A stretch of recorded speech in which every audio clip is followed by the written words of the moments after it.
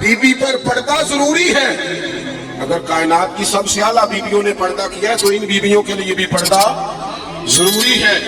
اور اگر نابینا صحابی آئے اور نبی پاک کہیں اپنی ازواج پاک سے کہ پردہ کرو، رسول اللہ وہ تو نابینا ہے، فرمایا تمہیں تو نظر آ رہا ہے نا. تو اگر جن کو قرآن ماں کہتے ہیں ان کا پردہ ضروری ہے تو پیر صاحب سے بھی عورت کا پردہ ضروری ہے. اس پیر سے کو تو شرم کر، تو حیا کر، شریعت کا پاس کر. یہ کیسے ہوگا کہ تو بے پردہ آ کے بیٹھ گیا عورتوں کے بیچ؟ کس طرح ہو گیا تو؟ کہاں سے وہ تم نے دین سیکھا؟ اس میں شریعت اسلامیہ کا پاس نہیں. اعلیٰ حضرت بریلوی رحمت اللہ علیہ پیلی بھیت میں کسی نے دعوت دے لی، کچھ شیخ تھے تشریف لے گئے تو عورتوں کے بیچ بیٹھ کے بے پردہ تعویذ بانٹ رہے تھے. فاضل بریلوی واپس آ گئے. وہ کسی نے کہا وہ آپ کے مہمان تو جا رہے ہیں، تو وہ پیچھے سے دوڑے آئے تو کہنے لگے جناب کچھ تو لحاظ کریں، آپ جا رہے ہیں. فرمانے لگے میں نہیں جاتا آتا واپس جا رہا ہوں. کہا کچھ تو لحاظ کریں. فرمانے لگے تو شریعت کا لحاظ نہیں کرتا، میں تیرا لحاظ کروں. لیکن وہ بھی کمال ہی بندے تھے. کہنے لگے جی میں توبہ کرتا ہوں، آج کے بعد یہ کام نہیں کروں گا. فرمایا تو توبہ کرتا ہے تو پھر سینے سے لگ، پھر چلتے ہیں، پھر تو بات ختم ہو گئی. تو میرے عزیز نبی پاک کے صحابہ ہر مسئلے میں حضور سید عالم کی ہر تعلیم پر عمل کرنے میں حساس تھے. اس طرف دو منہ کر کے رکھتے پڑھائی، اگلی 2 رکعتوں میں چہرہ ادھر کر لیا. کسی نے نہیں پوچھا حضور یہ کیا ہوا. انہوں نے کہا بس ٹھیک ہے، جدھر حضور کا چہرہ ہمارا بھی ادھر ہی چہرہ. اپنی زندگی میں یہ والا حسن پیدا کریں. شریعت کے معاملے میں، نبی پاک کی محبت کے معاملے میں لے تو لالنا چھوڑ دیں، اگر مگر چھوڑ دیں. کریں گے، دیکھیں گے، ہو جائے گا فلانی دیر کے بعد، یہ کام چھوڑ دیں. عمل کرنا ہے تو بس پھر 100% کرنا ہے. آخری بات یہ کہ آپ نے دستار فضیلت کی ہے طالب علموں کی.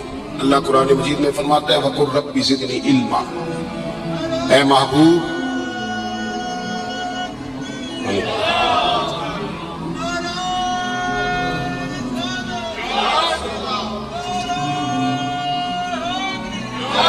ماشاء اللہ کریم نے محبوب پاک علیہ السلام سے کہا کہ اے محبوب آپ میری بارگاہ میں عرض کریں، آپ مجھ سے دعا کریں. کیا؟ رب زدنی علما. صرف آیت کا ترجمہ اگر آپ کی سمجھ میں آ جائے، مفہوم میں آئے. رب کہتا ہے محبوب مجھ سے کہیے رب زدنی علما، یا اللہ میرے علم میں اضافہ کر دے. یقین کی بات ہے وَعَلَّمَكَ مَا لَمْ تَكُنْ تَعْلَمْ. رب کہتا ہے جو نہیں پتا تھا سارا حبیب کو سکھا دیا. انہیں اللہ نے غیب کے خزانوں کی کنجیاں دے دی، لیکن پھر بھی کہا مجھ سے آپ عرض کریں یا اللہ میرے علم میں. یہ ایک معنی اس کا علماء نے یہ بھی لکھا ہے کہ یہاں تعلیم امت بھی ہے کہ امت ہر وقت دینی علوم کے لیے کوشش کرتی ہے. پڑھ کے نہ بیٹھ جائے کہ میں اب پڑھ گیا. ساری زندگی سیکھیں، اور سیکھیں تو بحث کرنے کے لیے نہیں، عمل کرنے کے لیے. بحث کرنے کے لیے نہیں. حضور صلی اللہ علیہ وسلم نے فرمایا جس نے دین کا علم اس لیے سیکھا کہ جاہلوں پہ روب جمائے گا، علماء سے بحث کرے گا، اسے تو اللہ جنت کی خوشبو بھی نہیں دے گا. دین کا علم سیکھنا ہے تربیت کے لیے. ہم وہ دین سیکھیں گے پھر اس پر عمل کریں گے. ہمارے ہاں نا دینی علم سیکھنے کا ذوق نہیں. میں الحمدللہ ہم تو اہل تصوف کے غلام ہیں، اور طریقت کے بغیر کیسے ہم سمجھتے ہیں کہ آگے بڑھیں گے. قرآن و سنت کا نچوڑ ہی تو ہمارے صوفیاء نے ہمیں دیا ہے، لیکن جو چیزیں اصل ہیں ان پر بھی تو غور کرنے کی ضرورت ہے نا. یہاں ایک بزرگ بٹھا دیے جائیں بڑے نیک پاک صاحب، تسبیح دے کے بڑے اچھے ہیں، بڑے نیک ہیں، پڑھے ہیں، ان پڑھ، اور ایک طرف مولانا کو بٹھا دیا جائے کہ آپ مشکات کا درس دیں، تو زیادہ قوم کدھر جاتی ہے؟ تسبیح والے بابا جی کی طرف، کیونکہ وہ جھبے کوبے میں بیٹھے ہیں. لیکن حضور نے ہمیں سوچ کیا دی ہے. نبی پاک مسجد میں آئے تو 2 جگہ پہ لوگ بیٹھے تھے مسجد میں. ایک جگہ پہ بیٹھ کے اللہ کی یاد ہو رہی تھی، ایک جگہ پہ بیٹھ کے ایک بندہ درس دے رہا تھا. حضور دونوں کے بیچ کھڑے ہو گئے. فرمایا دونوں محفل خیر والی ہیں، لیکن پھر فرمایا چونکہ میں استاد بن کے آیا ہوں، لہذا حضور وہاں بیٹھ گئے جہاں دین پڑھایا جا رہا تھا. اور میرے بھائی جس طرح تسبیح میں سبحان اللہ پڑھنا ثواب ہے نا، اس طرح وضو کے مسئلے سیکھنا بھی ثواب ہے، غسل کے مسئلے سیکھنے کا بھی ثواب ہے. خوددارا اس کو بھی سمجھو. اگر آپ طریقت کے اس کو بھی ضروری ہے ضرور پڑھو، وہ بھی چھوڑ دیے لوگ، لیکن صبح جو درس دیا جاتا ہے مسجد میں اسے بھی سنو، اس میں بھی نفع ہے. دینی علوم کا مزاج، دینی مدرسوں میں بڑی ترجیحات کی ضرورت ہے، بڑی تبدیلیاں چاہیے.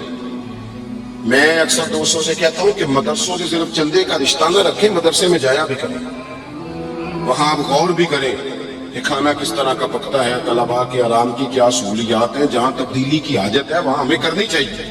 لیکن یہ کہ آج بھی سب سے کم خرچ میں سب سے زیادہ پڑھائی جہاں ہوتی ہے وہ مدارس میں ہوتی ہے، کم سے کم خرچ میں یہاں اپنے دینی مدارس کو مضبوط کریں برائے مہربانی۔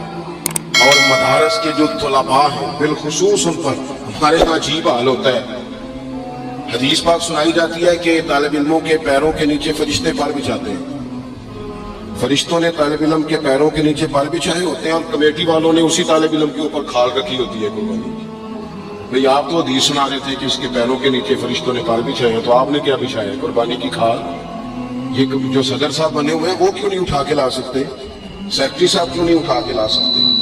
میں تو سالوں سے کہہ رہا ہوں، اپنے مدرسے کے طالب علموں کو ہمیشہ کہتا ہوں کہ کوئی ضرورت نہیں آپ گھر جائیں، کوئی حاجت نہیں کہ آپ سے کوئی بھی کام کرا جائے، قطعاً نہیں، یہ مزاج ہے، آپ اپنے گھر جا کے عید گزاریں۔ ہاں کچھ عرصے سے مجھے پتا چلا کہ بعض گھروں میں بڑی غربت ہے، تو وہ اس طرح کے قربانی کے گوشت کے بھی ذائقے غریبوں کو نصیب نہیں ہوتے، جو کیوں بھی اسی جانا نہ آیا دینا ہوتا ہے نا، جدھروں مینوں اونٹ دا ہے میں انہوں نے گاں دا کلے ہے، پھر کسی نے فون کرتا ہے تو سب جو کہ اکٹھا کیتا ہے وہ بھی کلے ہے جی وہ پاس کر دیں۔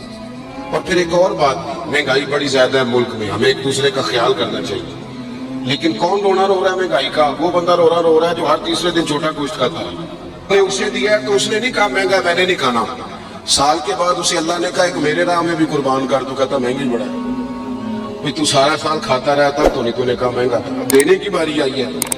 یہ حکومتیں جتنی ہیں نا کام کر رہی، جو پہلے گزری ہے یہ آئی ہے، جتنی سیاسی جماعتیں اللہ ماشاءاللہ جو حکومت کر چکی ہیں یہ کر رہی ہیں، مجھے تو ان سے کوئی امید نہیں یہ قوم کا کچھ سوچیں گے۔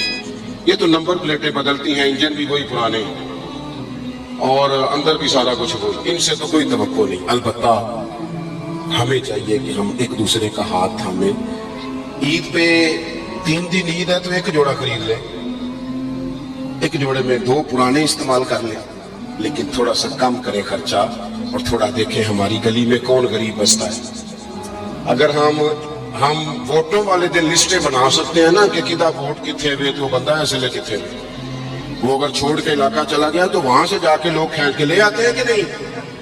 تھوڑا علاقہ چنگا میرے خیال اتنے جی نہیں ہوتا، تسی بول دے نہیں نا، ہاں پہنچ جاتے ہیں نا ادھر سے کہ آپ آئیں جناب، کرتے ہو نا، ساری لسٹیں بن جاتی ہیں، پتہ چل جاتا ہے۔ یہ کیوں نہیں پتہ لگتا کہ کیڑے گھر آج روٹی نہیں پکی؟ یہ کیوں پتہ نہیں چلتا کہ فلانا مقروض ہے اسے کوئی جینے نہیں دے رہا؟ مقروض کو تو زکوٰۃ بھی لگتی۔ اگر ووٹوں کی لسٹیں بن جاتی ہیں تو یہ لسٹ نہیں بن سکتی قربانی کس کس نے نہیں کی۔ خدا را ایک دوسرے کا بازو تھامیں، ہم تو اس محبوب کے ماننے والے ہیں جنہوں نے کہا کہ جس کا پڑوسی بھوکا سو گیا وہ تو اللہ رسول کو ایمان ہی نہیں لایا۔ یہ کیسی بات ہے کہ ہم لوگ کھل کے کھائیں اور دائیں بائیں ہمارا خیال ہی نہ جائے؟